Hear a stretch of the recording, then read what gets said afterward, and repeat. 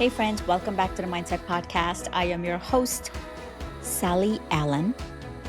And today we are going to talk about every year leaves a psychological fingerprint. And what is your fingerprint for 2025? And what psychological fingerprint would you like to bring into 2026? And what do you want to leave in 25? So I want to talk about, I did a little research on what this psychological fingerprint is, and I want to read something to you. A psychological fingerprint is a mark a year leaves on your mindset. It's the beliefs you walk away with. It's the habits you build. It's the confidence that you build. The stories you tell yourself because of what you've lived through. Those all create your psychological fingerprints. I want to read one more thing. Several years leave fingerprints of resilience, or it could leave fingerprints of brokenness. It could leave fingerprints of doubt. It could leave fingerprints of fear. It could leave fingerprints of growth, courage, and healing.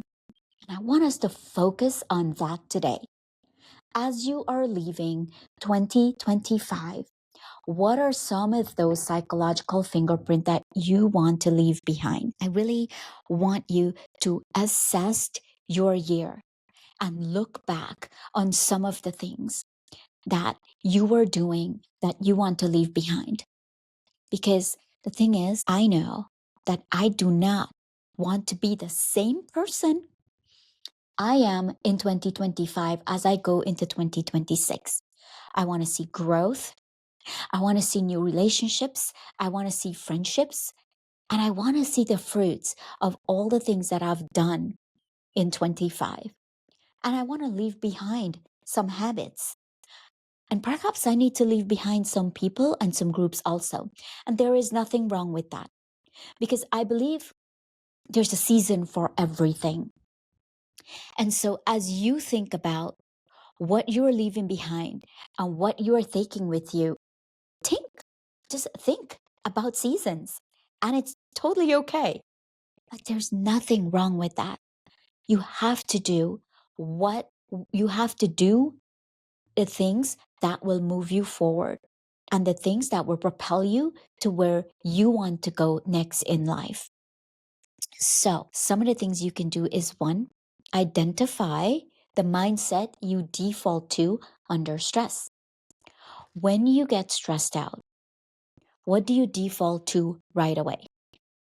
Normally, when we get stressed out, sometimes we get triggered by something.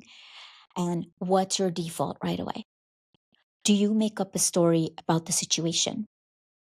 And we all make up stories, but what story are you making up? Are you making up a positive story, or are you making up a negative story? Are you giving someone the benefit of the doubt, or are you tearing them down in your mind? Who's running through your head rent free? Who are you giving head space to that doesn't deserve this head space? Just really think about this. When you are stressed out, what is your default? Where do you go to? Where does your mindset go to? Because more than likely, here's what's happening. When you get stressed out, your thoughts go back to that track, that that's of something that happened years ago. And you might be processing through that filter. So you really have to stop and think. This is me telling you, like, being intentional with your thoughts. Take your thoughts captive. Don't let your thoughts run amok.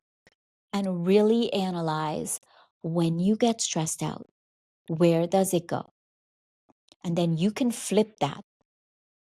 You can flip your thoughts and you can tell it where you want it to go. I'll give you an example. Yesterday, I went for a photo shoot. And after I left this photo shoot, I was stressed out and I didn't know why. So I'm driving, I have 40 minutes of drive time. And I had to stop myself because there's something running and there's a record running in the back of my head. And I don't know what that record is. So I had to stop And I said, okay, what's happening? And I talked to myself as if I'm talking to another person. Okay, Sally, what is happening right now? And I had to process through what was happening. So what happened was I walked into the photo shoot feeling underdressed. And therefore my mind started to play that because I walked in feeling underdressed, I was being judged. Now, I'm not telling myself this, it's just playing in the background. Okay? This is why I'm stressed out. I was being judged. And I thought, well, what type of coach are you if you can't walk in there looking professional? What will people think about you? Aha, there it is. There it is. It wasn't really about me adding value anywhere or anything of that. It was all about me. What will people think about me?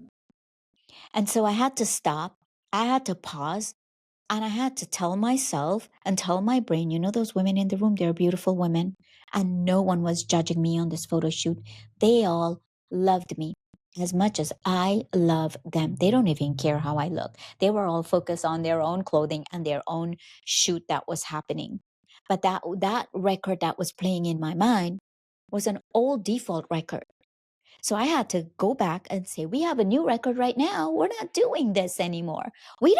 In fact, we don't need to. So this is when I said, pay attention to what's going on in your head, right? Because little stress start compounding and turn into big stress.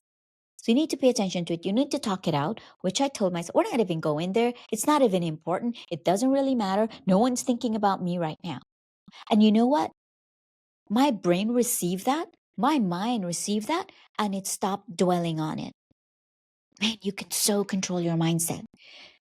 You can so control it. And if you have power on controlling your mindset, you become very powerful.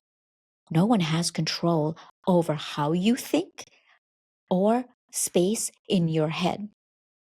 Second, notice how when you go through stress, how it shapes your communication and your leadership.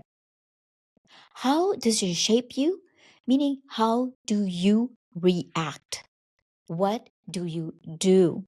Okay, an example of that. One of the things I used to do when I go through something hard and I feel like I'm having tension with someone, I want validation.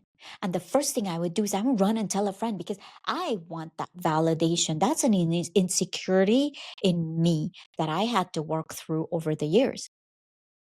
Right? So my communication becomes being the victim so that my friends can validate me and justify what I've been through so that I feel good about myself. Now, it had nothing to do with the validation and the justification. Listen to me. It had to do with my insecurities. And as I grew over the years, I realized as my confidence is building that I don't need to run to anybody with this. I can sit with this. And the more I gain confidence, the more I like to sit with things by myself. And I like to keep it close to my heart. And I like to ponder it and I like to study it. And I like to think like, why am I going through this again? Or why is this happening? And I like to come up with the solution. I love praying. I love meditating before I go to my friends. Because now I'm just sharing this happened to me, it hurt me, but here is how I handle it. And so really pay attention to what did I say, how it shapes your communication and your leadership when you go through stress, and how are you bringing that into 2026. And 3, decide what you need to unlearn. With those 2 points that I share, and there's so many more, but what do you need to unlearn? I know that, for many people, we need to unlearn people's approval, wanting people's approval. It still happens to me after all these years. And it's happening to so many of my clients that they want their boss's approval and they want the management approval or they want their employees' approval. And so what do? They work harder, they stay later, and they compromise their values. If that's what it takes, is that what you strive for?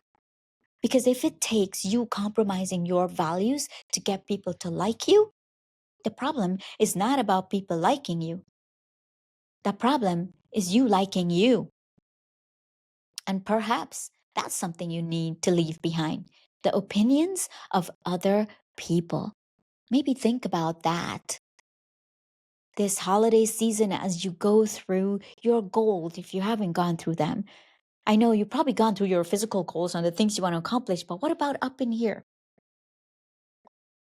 We don't even think about that. But what are the goals for your thoughts and your mindset? I really want you to think about that. And as you go into the new year, who is the new version of you are you bringing? What are you letting go of? And what are you bringing with you? Hey, listen, if this episode sparked something in you, please share it with your friends. And remember what I say always, if you change your mindset, you can change your life. Have an amazing day, and I'll see you in the next episode.